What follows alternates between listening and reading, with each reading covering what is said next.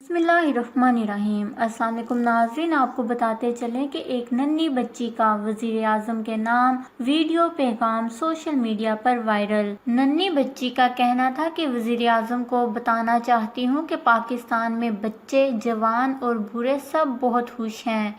जैसे आपने कश्मीर के मुसलमानों को आज़ाद करवाने की बात की, इंशाअल्लाह आपकी कोशिशें कामयाब होंगी। Thank you Imran Khan. जी हाँ नाज़रीन, एक नन्ही बच्ची का वज़ीर आज़म के नाम वीडियो पैगाम सोशल मीडिया पर खूब वायरल हो गया, जिसमें बच्ची ने वज़ीर आज़म के नाम पैगाम में कहा कि जैसे आपने कश्मीर के मुसलमानों को आज़ाद करवाने की बात की, तो इंशाअल्लाह आपकी कोशिशें कामयाब होंगी।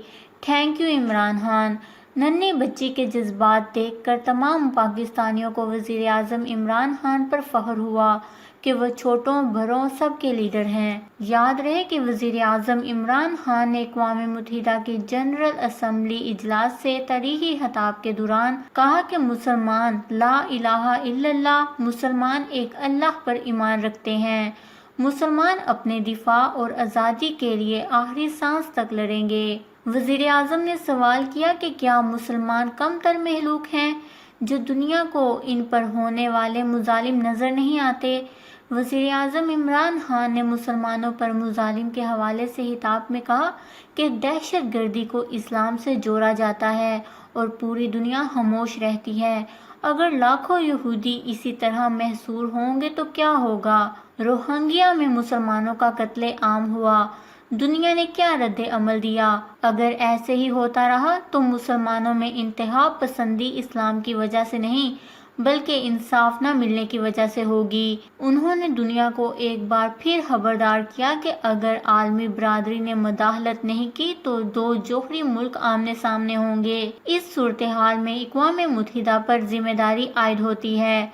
अगर पाकिस्तान और भारत में रिवायती जंग होती है तो कुछ भी हो सकता है। ये वक्त अक़वाम मुत्तहिदा की आजमाइश का है। कश्मीरियों को हक खुद अरादियत दिलवाया जाए। वज़ीर आज़म ने जनरल असम्बली में भारत से मुतालबा किया कि भारत मकबूजा कश्मीर से 50 रोज से ज़ायद जारी कर्फ्यू उठा ले। क्या अक़वाम मुत्तहिदा 1 अरब 20 करोड़ लोगों को खुश करेगा या आलमी इंसाफ को मुकद्दम रखेगा। इमरान खान ने अपने खिताब में कहा कि फ़र्ज़ करें कि एक मुल्क अपने पड़ोसी से 7 गुना छोटा है, इसे 2 ऑप्शन दिए जाते हैं, या तो वो सरेंडर कर दे या फिर अपनी आज़ादी के लिए आखिरी सांस तक लड़े। ऐसे में हम क्या करेंगे। मैं खुद से ये सवाल पूछता हूँ और मेरा यकीन है कि ला इलाहा इल्लल्लाह हम लड़ेंगे। वज़ीर आज़म ने कहा कि मकबूजा कश्मीर में 80 लाख अफराद को जानवरों की तरह बंद किया हुआ है। ये नहीं सोचा गया कि मकबूजा कश्मीर से कर्फ्यू उठेगा तो क्या होगा। दुनिया ने हालात जानकर भी कुछ नहीं किया। वज़ीर आज़म ने कहा कि माजी में लाखों कश्मीरी आज़ादी की तहरीक में जान दे चुके हैं। मकबूजा वादी में 11,000 खवातीन को ज़्यादती का निशाना बनाया गया। मकबूजा कश्मीर में भारत की हामी सियासी क़यादत को भी कैद कर रखा है। भारतीय हुकूमत ने 13,000 कश्मीरी नौजवानों को मुख्तलिफ जेलों में कैद कर रखा है।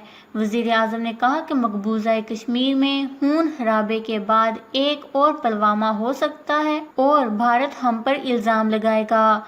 वज़ीर आज़म ने कहा कि जब एटमी ताकत का हामिल मुल्क आखिरी हद तक जंग लड़ता है, इसके असरात सिर्फ इसकी सरहद तक महदूद नहीं रहते, दुनिया भर में होते हैं। मैं फिर कहता हूँ कि यही वजह है कि मैं आज यहाँ खड़ा हूँ।